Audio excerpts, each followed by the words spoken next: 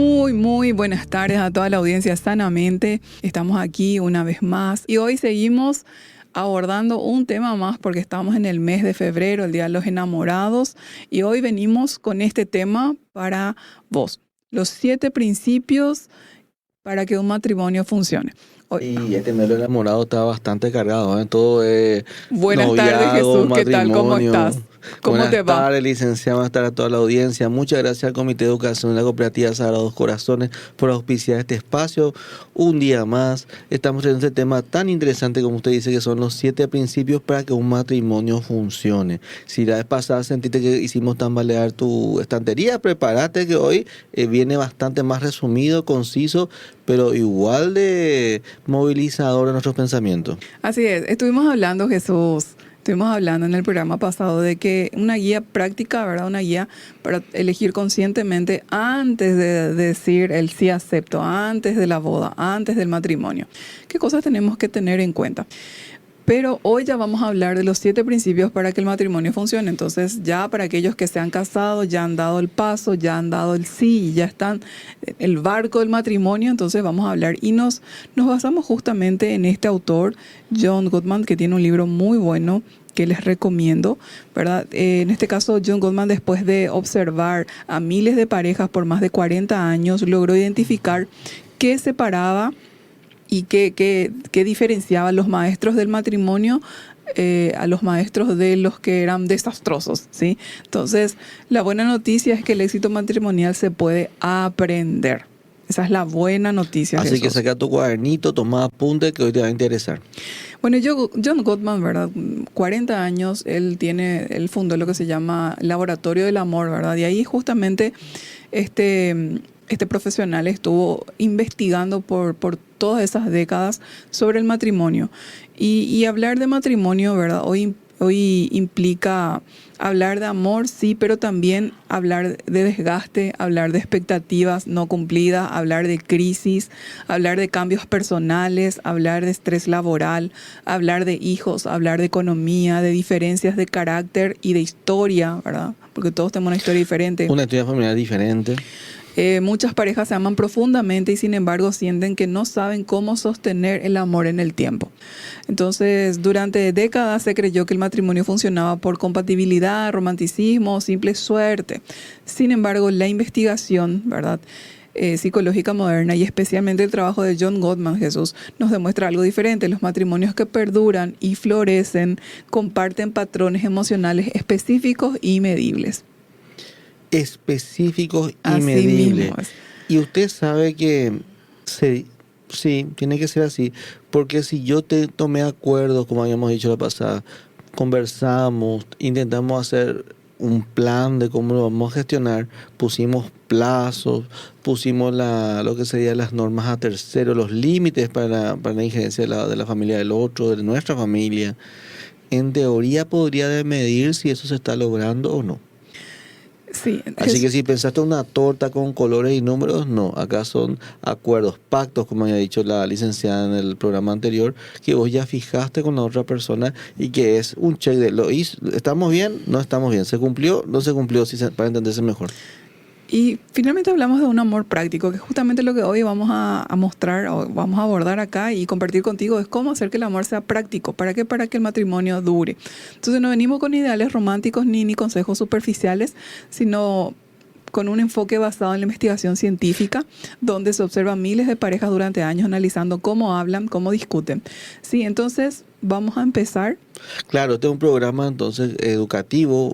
Si estás en algún taller comunitario, te va a servir. Si estás haciendo terapia o hacer psicoeducación, te va a servir. Si vos te dedicas a la orientación prematrimonial, te va a servir. Y si estás en pareja, mucho más te va a servir.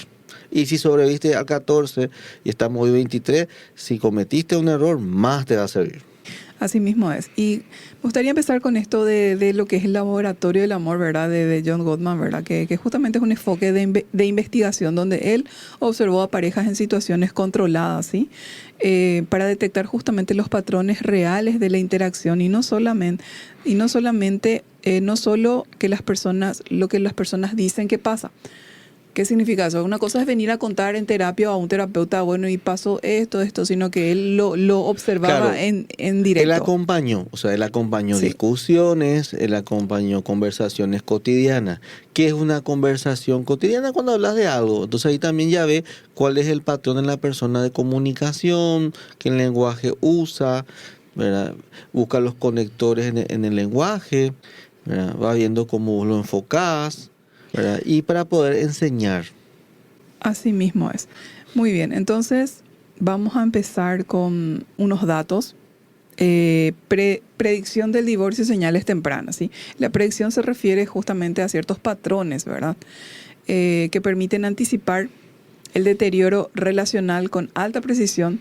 En este caso, Gottman hizo esto, 91% predictivo fue Sí, en sus en investigaciones. palabras sencillas, lo que él hizo fue qué factores son los que dañan más la relación, como estamos diciendo, viendo las conversaciones y el relacionamiento, y logró un 91% De predicción. de No, pero predicción. no significa destino, sino riesgo. No, es que sí, eso es importante también. Claro, una cuestión es que no, cierto, tiene razón, no, mucha gente habla del destino, era un destino. El destino, señores, estamos en una sociedad donde cada uno construye su presente y eso proyecta un futuro. Mala decisión, mal resultado por venir. Así Así mismo de es. sencillo, no es que hay una predestinación absoluta a todas las cosas.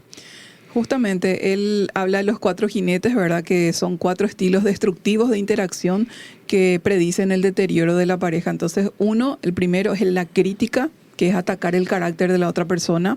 Segundo es el desprecio, cuando yo le trato al otro con burla o con superioridad, ¿sí? El 3 es la defensividad, o sea, no asumir nada y culpar. El otro es culpable, el otro es culpable, el otro es culpable. Y el bloqueo emocional, que es retirarse, llamarse al silencio, desconectarte del otro, ¿sí? Son los 4 jinetes justamente que estuvimos compartiendo la vez pasada, Jesús. Entonces, cuando decimos crítica, no habla del hecho, sino que habla de quién sos vos, ataca tu identidad. Claro, él no te dice, mi amor, mira, estás lavando mal el plato. Te voy a mostrar cómo me enseñaron en mi casa. En mi casa me enseñaron que primero yo al detergente le pongo unas gotas de lavandina y así desinfecta mejor. Es diferente decir eso que decirle, vos luego no sabes hacer ninguna, vos, a ella, la atribuyo a ella, vos no sabés hacer. Sí. El otro es, hablamos del desprecio, ¿verdad? Que justamente es ese veneno que humilla, en donde el que humilla se siente superior al otro y le pone al otro en una situación inferior, por eso le está humillando, ¿sí? A vos te salen mal las cosas porque no sos como yo. Defensividad, Jesús, también. Cuando decimos defensividad es cuando nosotros no asumimos una cuota de la responsabilidad de un conflicto, una situación. No asumimos esa cuota nuestra. Porque en un conflicto existen 2 partes, 2 personas. Y uno tiene que asumir su cuota de responsabilidad y no echar el 100% de la culpa al otro, ¿sí? O sea, porque los 2 podemos acordar y llegar a un acuerdo. Y los 2 podemos ceder un porcentaje, ¿verdad? Como para que haya conciliación. Amigo, tu señora es verdad, te conoció jugando fútbol los jueves, los viernes o el día que vos quieras. Y es verdad, eran novios y vos te quedabas en casa de tu mamá, quizá llegaba a las 12, las 1 de la mañana. Eran novios, ya nos casamos, ya es diferente. Ya no es más tu mamá la que va a decidir a qué hora vos llegás, es tu señora. Entonces acá hay que acordar esta parte de no asumir, vos me conociste así. Por eso no quiero llegar a un acuerdo, porque así ya me viste. Porque si es por eso, Por eso se en mi habla. caso la mía diría, eras delgado y ahora. Sí. Jesús, ahí por ejemplo, sí vale lo que estuvimos diciendo la pasada. O sea, que hay cosas que van a ir cambiando. Eran así en Se el van matrimonio. se desarrollan en el Sí, y tiempo. en el matrimonio se va desarrollando y es una dinámica diferente, ¿verdad? Donde ya no podés vivir como soltero estando vos casado. Claro, y acá dentro lo que habíamos dicho la vez pasada, cuando hablábamos del programa de matrimonio, del tema del noviazgo de 5 años, ¿verdad? Que yo decía, no se va a dar todas las situaciones dentro de 5 años, porque hay situaciones que se dan porque evolucionó la relación, entonces se dan nuevos factores que yo no esperaba, que quizá ninguno de los dos conocía. Pues esa es la dinámica del matrimonio. Pues está el bloqueo, que la persona se queda solo con su dolor y no le cuenta nada al otro. Sí. Como decía la vez pasada, tiene que ser un adivino. Sí, y se bloquea, o sea, se manda al silencio, bloquea la conversación, se bloquea emocionalmente, se llama al retiro. y le deja al otro solo en su dolor. ¿Sí? Corta la comunicación, se bloquea. Y acá empieza el peligro de que viene con, él es mi mejor amigo. El mejor amigo, por recomendación, tiene que ser tu esposo. Tu mejor amiga, tu esposa. No hay otro. Así mismo es. Y bueno, vamos a empezar con el primer principio. Sí, esa fue una pequeña introducción a lo que es el tema de hoy, de los 7 principios para que un matrimonio funcione y perdure.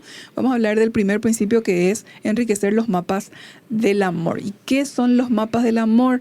Son los mapas. Cuando decimos mapa del amor, nos referimos al mapa mental del mundo interno de la otra persona, ¿sí? Entonces, ¿qué le preocupa? ¿Qué le estresa? ¿Qué sueña? ¿Qué valora esa persona? ¿Quiénes son sus personas importantes? ¿Cuáles son sus miedos? ¿Cuáles son sus alegrías? Sí, por ejemplo, imagínate vivir en una ciudad sin GPS. Podés sobrevivir, pero te perdés, llegás tarde, interpretás mal. Entonces, un matrimonio sin mapa funciona así. Hay convivencia, pero falta conocimiento íntimo del otro. Sí, entonces un mapa del amor no es saber datos, no es saber el cumpleaños, por ejemplo, sino que es entender qué le pasa por dentro al otro, qué significa algo para él o ella, cómo se siente en esta etapa de la vida. Claro, acá tenés que entender, si alguna vez escuchas a una persona decir, a mí me faltan datos, no tenía todos los datos. Hay algo que se llama la empatía. No todo es tener algo anotado como registro. Es sentarte, escuchar al otro, y es normal, o sea, está dentro de la normalidad que la mujer te diga, vos no me escuchás, entonces tenemos que callarnos. Me gusta hablar, por ejemplo, ¿verdad? Y hay que hacer el esfuerzo por callarse y escuchar. Pero no es nomás estar ahí y hacer silencio, es tratar de hacer que lo que ella está diciendo, nosotros lo procesemos para ver cómo ella lo ve. Justamente, ¿por qué los mapas del amor protegen el matrimonio? O sea, conocerle al otro, entender, saber qué le importa, qué le alegra, qué le asusta, qué le da miedo. O sea, conocer el mapa del amor. Justamente protegen porque permiten esa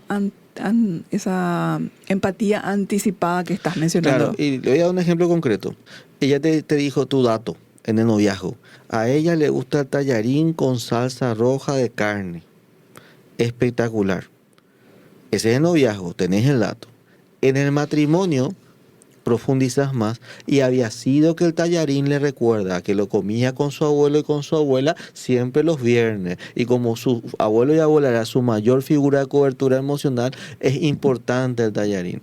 Entonces, si vos agarrás y ella te dice, vamos a comer tallarín, lo primero que tenés que hacer, si tuviste una relación ya desarrollada, es preguntarle, sí, no hay problema, ¿querés festejar algo? Y ahí vas valorando ese puente del entendimiento, porque si ya te quiere hacer comer su comida favorita, que vos sabés que es su franja de seguridad, empezás a ver qué está pasando por la otra persona. Es conocerle profundamente, claro, Jesús.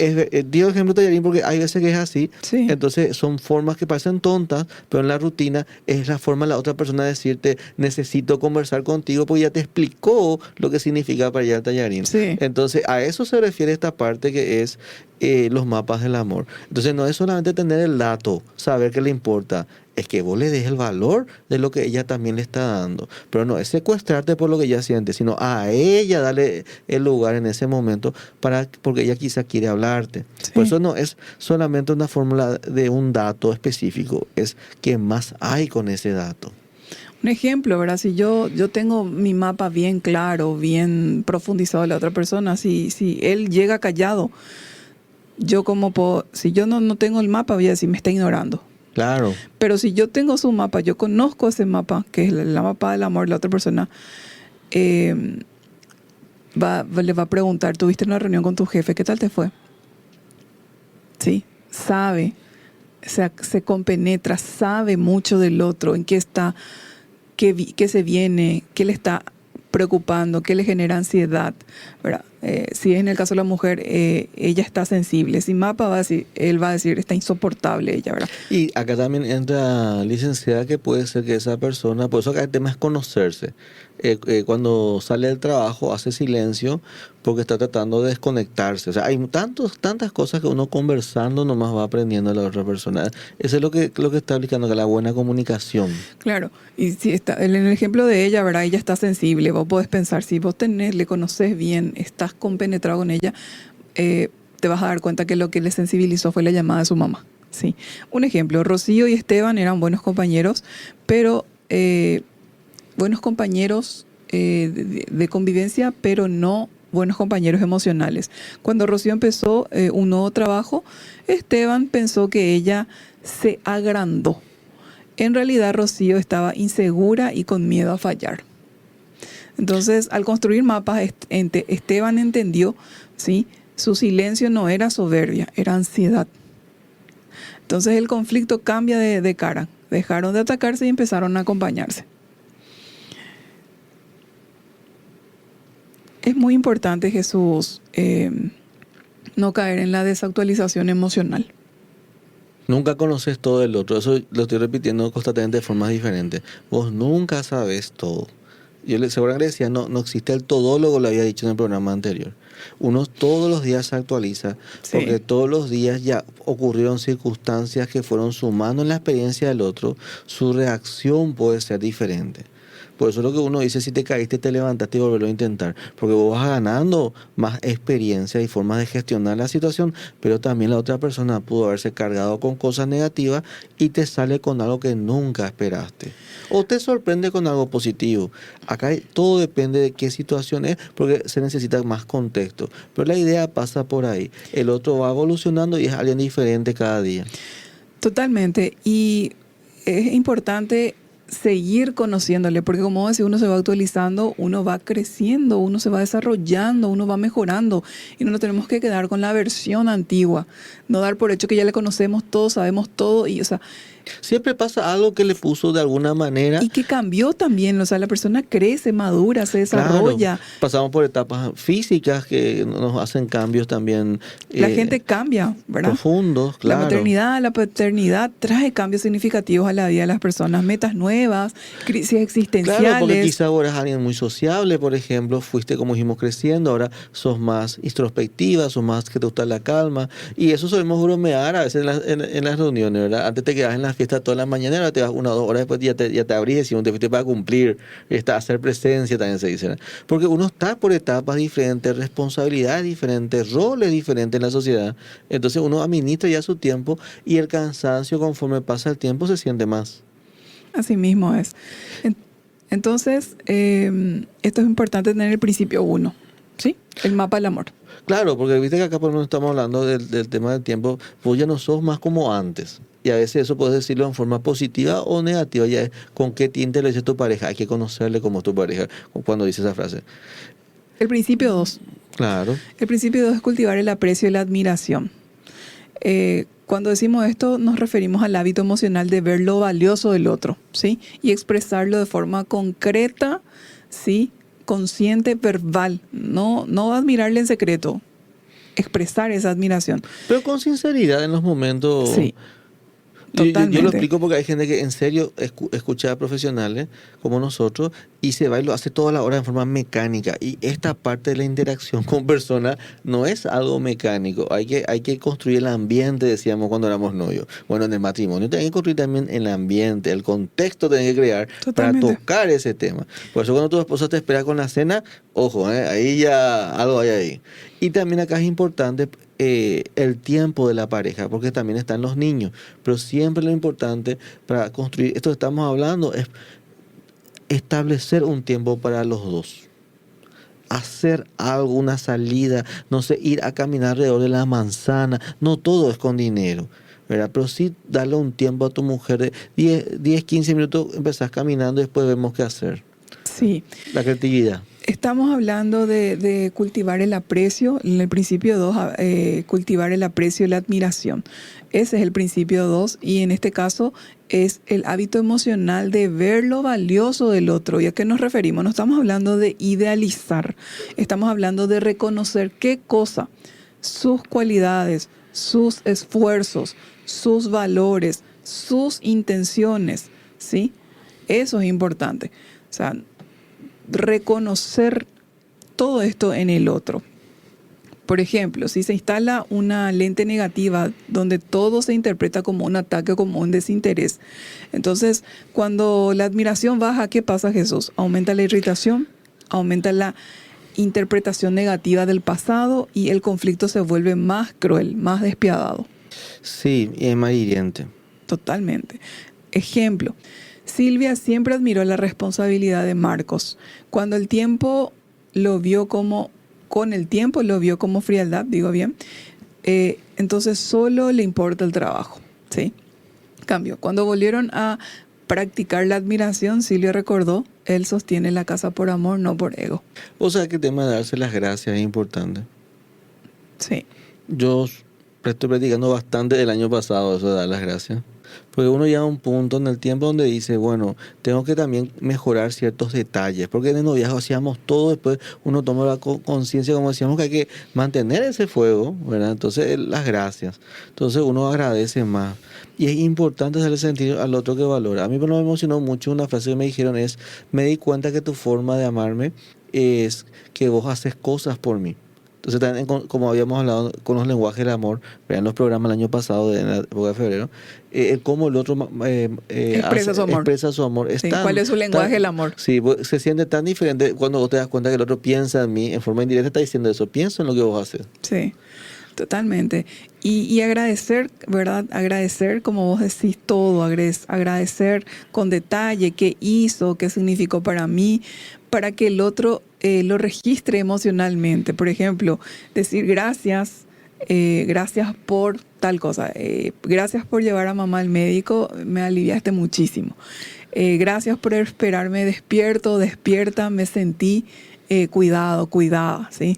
También es importante hacer una narrativa positiva del pasado, que es recordar una historia común con ternura y significado. No es imponer cómo yo vi ese momento o cómo vos viste y corregir y que me dé las gracias. Es, pese a que hubo una diferencia de criterios, construimos esta historia de amor entre nosotros, esta relación entre nosotros, y hoy estamos con esta seguridad, esta estabilidad, esta compatibilidad. Pese a que ocurrió eso, y ahí uno le da el valor a ese tropiezo que hubo, no es dándole un nuevo significado, sino al contrario, tomarlo como gente que ya superamos lo que ocurrió y que eso fue un ladrillo más, porque los ladrillos que construyen la relación no son todos sonrisas, están también estos donde hubo un tropiezo y se superó para continuar y fortalecer. De cada caída se refuerza el vínculo. Porque lo que nos sostiene es, como decíamos, eso que pactamos y cumplimos. Y es un esfuerzo diario. Claro, y la narrativa en las interacciones, de esta relación, en los momentos donde conversan, tiene que ser una narrativa positiva. No estamos hablando de negar lo malo, sino se trata de no permitir que lo malo borre la memoria de lo bueno. Claro, nos costó, pero siempre volvimos a elegirnos. Ese es el pensamiento. Exactamente, entonces... O este año fue duro, pero aprendimos a cuidarnos, porque en el año ocurre un montón de cosas, nos decimos un montón de cosas. Llega fin de año y esa frase, perdóname si te hice algo este año, porque este año fue duro, pero aprendimos a cuidarnos, a querernos más, a valorar más lo que tenemos, a demostrar que lo que hicimos juntos es importante para los dos. Vos sabrás qué decir, pero es hacerlo en forma sincera. Así mismo es. Ejemplo, en terapia, por ejemplo, una pareja solo contaba lo negativo. Cuando se les pidió describir cómo se enamoraron, al recordar, cambió la postura corporal, bajó la dureza, apareció el afecto. Entonces, ese es el poder de la narrativa positiva que hacemos versus una narrativa negativa. Claro, porque toda persona madura entiende cuando llega a un punto de madurez que no existen las personas perfectas. Y a veces la gente, como decíamos, tiene una idea fantasiosa que tiene que ser perfecto el otro. Tiene que ser X idea de belleza, X idea de ingreso financiero, X idea de formación. Y en la vida real quizá encontremos, pero generalmente no encontramos con todos esos check en positivo. Entonces uno tiene que ser sobrio y también poder ver eso, que la otra persona se está edificando como nosotros se está edificando. Llega un punto en el matrimonio que yo sé que se equivocó y se habla de eso. Pero también no es en la narrativa hacer que sufra. Ella está sufriendo por lo que todos sentimos dentro nuestro, y a veces no lo mencionamos, el dolor que nos causa haber no logrado lo que era bueno para ambos. Y también ser selectivos en lo que recordamos. O sea, hay veces que nos pasamos recordando lo negativo, pero tenemos y necesitamos ser selectivos en recordar lo positivo. Claro, los buenos momentos. Sí. A mí me gustó eso, pero no, hay una película que era de Peter Pan que hablaba de eso, el recuerdo feliz le llamaba. Sí. Mantener esos recuerdos felices. Así es. Ahora vamos al tercer principio, Jesús. En este caso es acercarse hacia el otro en lugar de alejarse. ¿Y qué significa esto de acercarse hacia el otro en lugar de alejarse? Hablamos cuando es responder a los pequeños intentos de conexión, las ofertas emocionales que el otro te está haciendo, ¿sí? Ya sea con su presencia, con su interés o con su apoyo. El amor duradero se construye en lo cotidiano, ¿verdad? Siempre estuvimos diciendo eso y lo sostenemos. No solo en los grandes gestos. Por ejemplo... Demostrar que te importa. Pero hasta en los pequeños detalles. No, eso, demostrar que te importa. ¿Cómo? Te voy a dar un ejemplo sencillo. Cuando ella quiere desayunar y decir, mi amor, ¿quieres que te prepare yo el desayuno? Y no sos de hacerlo. ¿Cómo lo querés? ¿O te gustaría que te lleve a desayunar en algún lugar? Y uno le va dando ese toque de que el otro sienta que vos querés con intención de dedicarle ese momento. Le querés llevar a un lugar lindo, quiero que guardes el mejor recuerdo de nosotros. Y le das ese toque de relevancia. Así mismo es. También está eso de ofrecer ofertas emocionales, ¿verdad? De tener gestos para con el otro que demuestren que vos estás pensando en él o en ella, que vos disfrutás estar con él o con ella, que le tenés en cuenta. Que su opinión es importante. Sí. Mi amor, yo sé que no soy de hablar, pero te quiero contar algo que me preocupa. Y empezás a abrirte. Eso en los primeros años es tan emocionante. Sí. O compartir algo. Mira qué lindo esto. O sea, es buscar momentos para conectar emocionalmente. Y de forma sencilla, no tiene que ser rimbombante, sino que con pequeños gestos, porque hablamos que el amor se construye de forma cotidiana. Y acá aparece con gestos. Claro, y acá aparece el primer enemigo del amor moderno, el celular. Hablábamos en el otro programa, el K-drama, C-drama, dorama, etcétera. Ejemplo, mira Jesús, por ejemplo, Paola hablaba de su día a día y su esposo respondía con ajá, sí, ¿verdad? Mirando el celular. Así mismo. Entonces Sí. aparece enemigo moderno. Entonces, qué lindo es decir, mi amor, quiero tener 100% de tiempo contigo. Podemos estar sin celular un rato y poner una regla. El matrimonio es un acuerdo constante, ¿verdad?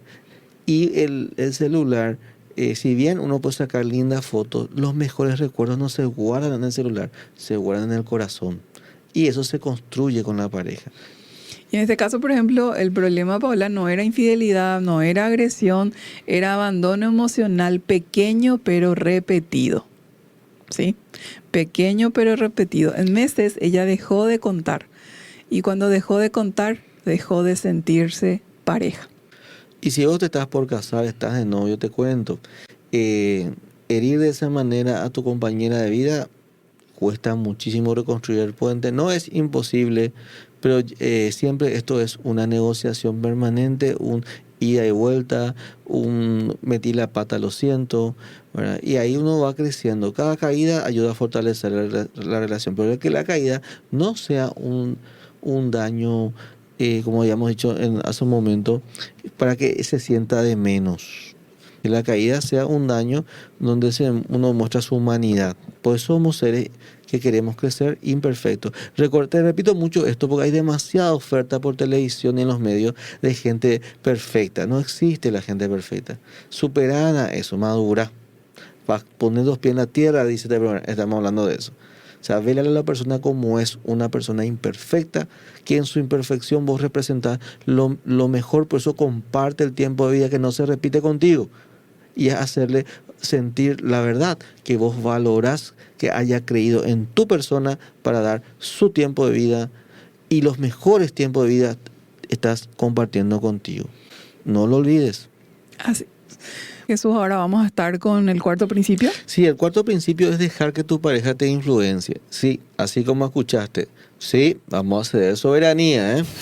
En una relación tenemos cada uno nuestra idea, habíamos dicho, nuestro enfoque, nuestra perspectiva, como usted lo quiera llamar. Acá lo que hay que entender es que hay un válido, un auténtico otro frente a nosotros con sus propios creencias, valores, con los cuales fuimos construyendo puentes y acuerdos.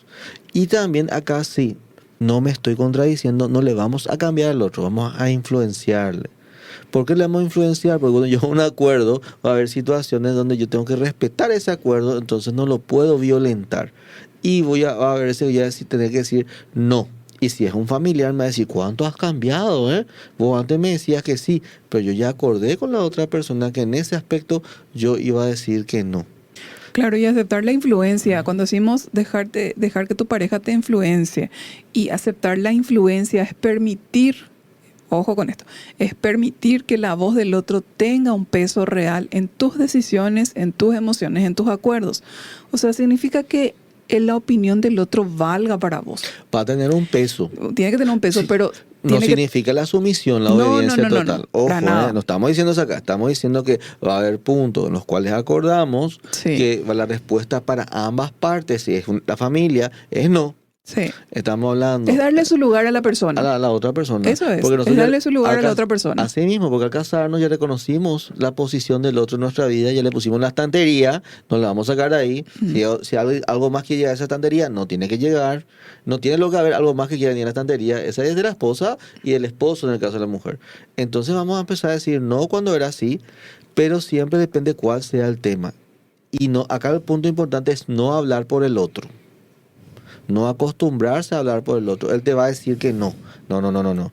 Es, voy a conversar con X y después te doy una respuesta. Si es un tema que no se habló. No es tomarme el derecho de hablar por otra persona, porque el matrimonio, eso genera crisis. Por eso hablamos de darse cada quien su lugar, y aquí sí se va a notar el peso. Justamente el significado es ser equipo, trabajar juntos, acordar. Esta es la empresa más importante que formaste en tu vida. Y entonces no va a haber quien uno manda y otro no, va a haber donde nos adaptamos. El modo de evitar el resentimiento, ese silencio, la desmotivación y la distancia es la conversación. Así mismo es, Jesús.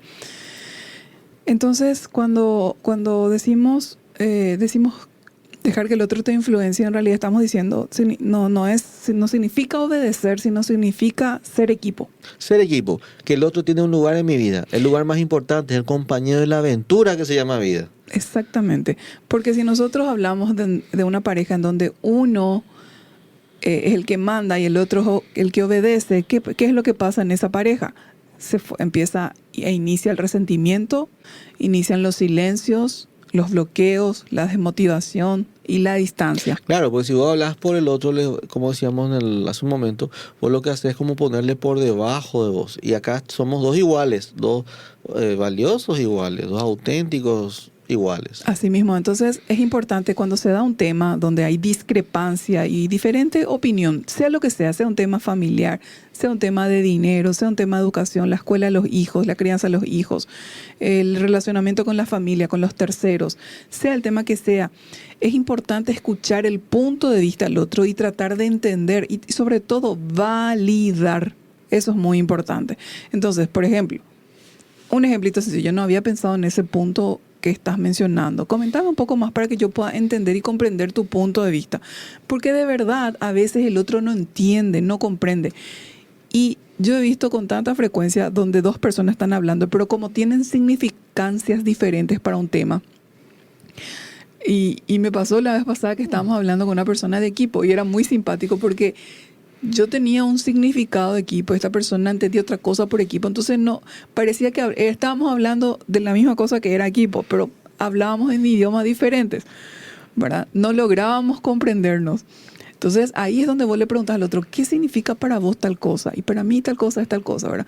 Ah, porque para mí es esto, esto y esto. Entonces, ponerse de acuerdo en cómo definimos cada uno de nosotros todas las cuestiones en la vida. Claro, es una decisión compartida. Sí. Nunca y si es un tema no hablado, decir, espera, voy a hablar con mi pareja y después te digo. Sí, tengo con qué consensuar. El respeto es la base de todo, la honestidad, la transparencia y la humildad. Y ahí, por ejemplo, cuando vos dejas que el otro te influencie, entonces vos podés acordar con tu pareja, buscar una opción que le funcione a los dos. Volvemos al ganar, Jesús. Volvemos a ganar. Y finalmente es darle su lugar al otro y darle la debida importancia y el debido peso a su opinión, a su sentir, a su criterio, a su parecer. Eso no significa, aclaramos, que yo tenga que anularme como persona. Ninguno de los dos se tienen que anular. Sí. ¿Sí? Y ahí pasamos ya, estamos hablando ya también del punto 5 allí, que Sí. es resolver los problemas solucionables, ¿verdad? Problemas solucionables son aquellos conflictos situacionales que pueden resolverse con algunas habilidades. Una de ellas puede ser la organización, poner acuerdo, comunicarse, como dijimos recién. Muchas parejas creen que el conflicto es porque no hay amor. No es que ya no hay amor, simplemente que es una discrepancia. También hay que darle el tamaño a las cosas que merece. ¿Se entiende? Y si uno lo ve en forma emocional, se tiende a agrandar las cosas. Entonces yo también tengo que hacer saber, como decía la licenciada, poder comunicarme adecuadamente y esperar el momento. Y siempre no precipitarse por decidir tomar su momento para masticar. Porque esto en realidad es poder conversar sin iniciar un ataque. Lo que pasa acá no se va a costar más reparar.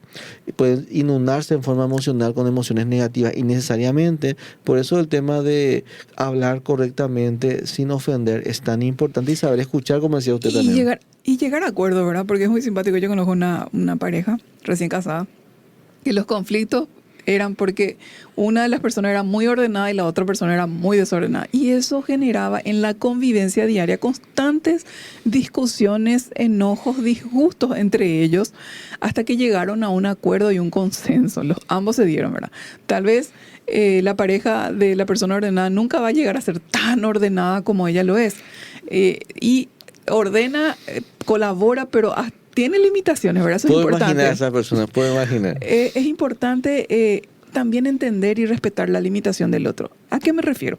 Si yo soy una persona súper ordenada, meticulosa, puntillosa, nambré luego, ¿verdad? Y mi pareja no. Yo no puedo yo pretender que llegue a ser hasta mi mismo nivel de organización. Yo tengo que ser ahí flexible y ver que dé pasos y mejoras. Ya tengo que estar de acuerdo con esa persona y no perpetuar el conflicto. Acá es donde uno acepta al otro. Sí, la aceptación, me encantó. Y acabo de traer el punto 6, que es superar el estancamiento. No, antes de eso, Jesús, quiero compartir cómo esta pareja solucionó, y fue tan simpático escuchar, ¿verdad? Es lo que esta pareja decía, ¿verdad? Porque en este caso ella era la ordenada y él era el desordenado. Entonces eran permanentes, recién casados, digamos, eran permanentes momentos de conflicto. ¿Y qué pasó? Después ella viene y cuenta, por ejemplo, ahora ya es más ordenado, ¿verdad? Y se mata la risa, ¿verdad? ¿Y por qué? Porque ahora ya no deja su ropa por todas partes así tirada, sino que ahora dobla puchito, así todito dobladito, puchito, puchito, puchito. O sea que totalmente esparcida la ropa, pero bien dobladita, ¿verdad? A mí me generó una carcajada, eso realmente me pareció tan simpático, ¿verdad? Pero igual, él ya mostró su predisposición a cambiar sus hábitos de desorden, ¿verdad? Por estar en paz, ¿verdad? Por llevar la fiesta en paz.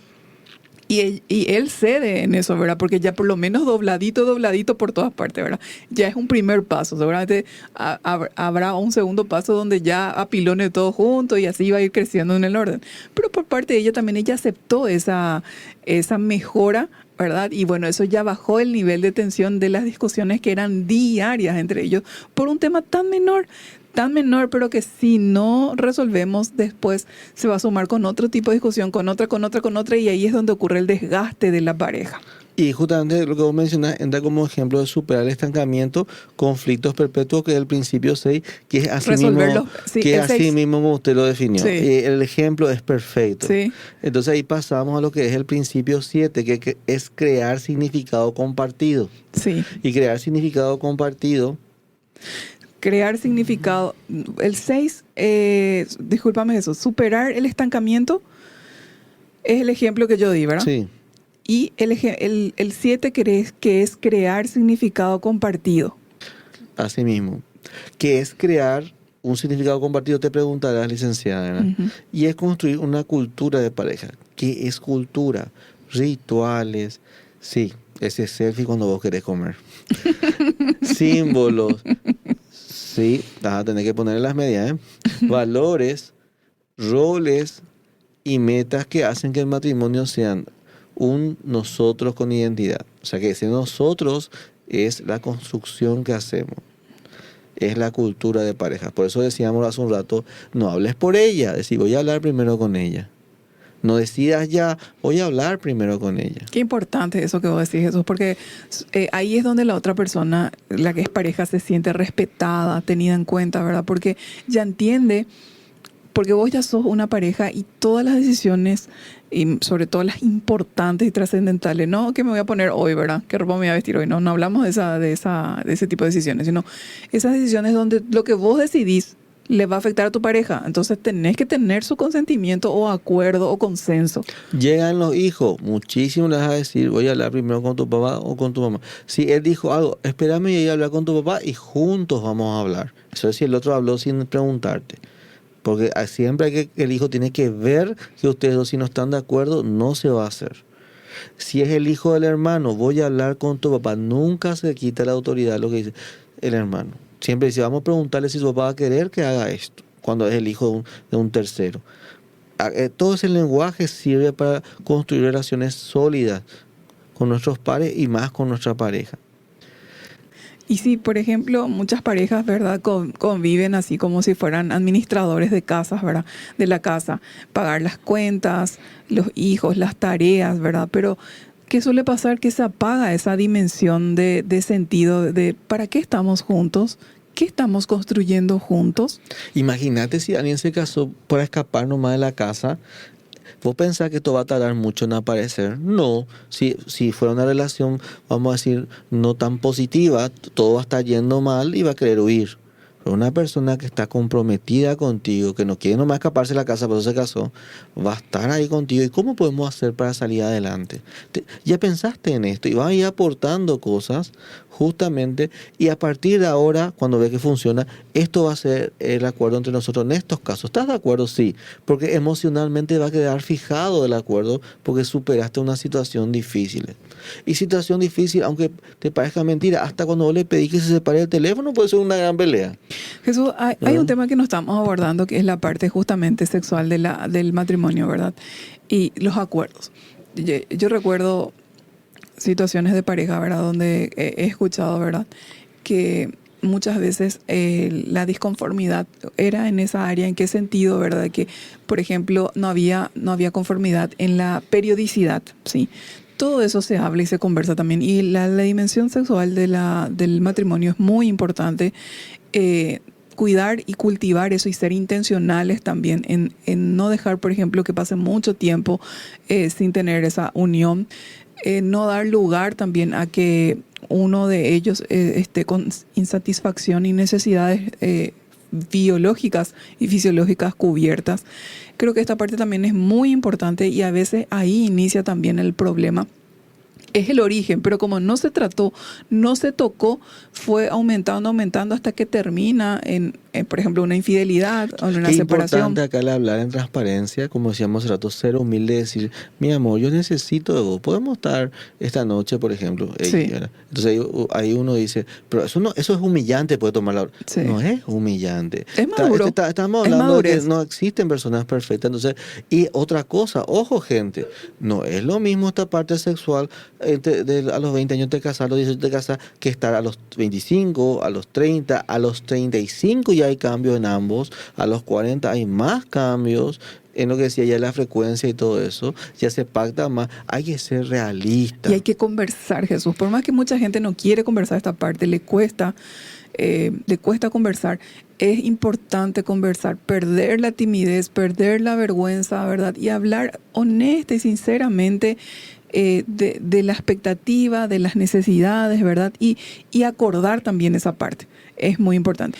Y no permitir que el estrés laboral, el estrés de la vorágine del día a día apague esa intimidad sexual en la pareja, porque ese es un vínculo importante y es una llama que hay que mantener también prendida, ¿verdad? Y para eso hay que ser intencionales, hay que hacerlo con intención y con propósito, ¿verdad? Cuidando todos los aspectos y toda la dimensión de la pareja. Eso que dijiste es tan real. El matrimonio, en síntesis, es una construcción común, en equipo, ¿verdad? Intencionada. O sea, no esperes que ocurra por casualidad, se dé cuenta de tener necesidades de X área, que por cuestión de aparezca nomás que él se percate que vos estás sufriendo. No, hay que hablar, tiene que ser intencionado, hay que llevarlo hacia un objetivo, una meta. Por eso cuando hablamos de ponerse meta, hablábamos de las metas familiares. ¿verdad? Porque uno tiene que intencionar un logro, no al aire, cómo se ven las cosas, que él nomás se da cuenta porque él me conoce, no va a ningún lado. Es hablarse claro y ponerse metas en común y objetivos y reglas en común. Y si algo que lo que escuchaste en este programa te parece que tu matrimonio va en contra, bueno, se hacen nuevos acuerdos, se cede, como decíamos, no está terminado el mundo. Acá donde se ve el compromiso, donde uno vuelve a retomar, donde se levanta y fortalece el vínculo. Así mismo es. Bueno, y eso hablamos dentro de lo que, justamente de lo que es los rituales de conexión. Hay que conectar emocionalmente, hay que conectar sexualmente, hay que conectar intelectualmente, hay que conectar espiritualmente. O sea, nosotros tenemos que ser intencionales en buscar esa conexión con mi cónyuge en todas las dimensiones. Entonces, como vos decías la vez pasada, salir a caminar juntos, buscar formas y maneras de seguir cultivando, cuidando, regando esa relación, pero en todas las dimensiones. Como verás, estuvimos hablando de tantas dimensiones. Existe una dimensión intelectual, existe una dimensión espiritual, existe una dimensión sexual, existe una dimensión laboral, existe una dimensión física, ¿sí? Entonces, necesitamos ser muy intencionales en seguir regando, cultivando la pareja. Claro, imagínense si nosotros, cada persona, somos multidimensionales, estando juntos, wow. También es importante que acordemos los roles y las tareas. ¿Quién se va a encargar de quién, verdad? ¿De qué? ¿Y cómo, verdad? Que haya acuerdo para qué, para que no surja el resentimiento, porque a veces hay enojos ocultos donde uno de los miembros de la pareja está resentido con el otro porque tiene una expectativa no cumplida. Quiere, aspira, anhela, desea que o su esposo o su esposa haga eso, pero no lo manifiesta ni lo expresa. No dice, necesito esto, quiero esto, te pido esto. Ser claro. Sí. Claro, honesto, transparente. No callarse, no guardarse. ¿Y por qué? Porque lo único que comenta es tu insatisfacción y te quita calidad de vida. ¿Para qué? No tiene sentido. ¿Por qué no es mejor traer el tema a la mesa, conversarlo, negociarlo, llegar a un acuerdo en donde ambas partes estén conformes y satisfechos, ¿verdad? Y bueno, y así ejecutarlo. ¿Para qué vivir insatisfechos? ¿Para qué vivir resentidos? ¿Para qué vivir enojados? Si nos casamos para estar mejor. Claro, para tener calidad de vida, mejor. para mejorar, ¿sí? Para tener mayor gratificación, ¿verdad? No te quedes con la insatisfacción, decidí cambiar, ve diferente, afrontar diferente. Nosotros no somos perfectos, vos tampoco lo sos, esto es un compartir, esto tan práctico que estudió el señor Goldman. Así que vamos a entrar en el resumen.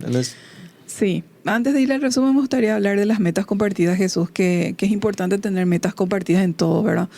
¿Qué significa metas compartidas? Que nosotros lo que hacemos es alineamos los esfuerzos y la dirección que le damos a cada objetivo de la familia, de la pareja. Esto va para la casa, proyectos, servicios, ¿verdad? Un ejemplo, ahorrar para la vivienda, tener metas compartidas. En el programa hablando de educación financiera de la RS, de Multimedia RS, hay muchos programas donde se habla también de finanzas de pareja y de familia. Entonces les recomendamos que vean eso porque eso también les va a enriquecer y les va a formar y dar herramientas y también conocimiento que les va a ayudar por lo menos en la dimensión financiera, que es un gran tema otra vez para abordar, que se tiene que hacer en 1 o 2 programas más o menos para abordarlo bien y correctamente.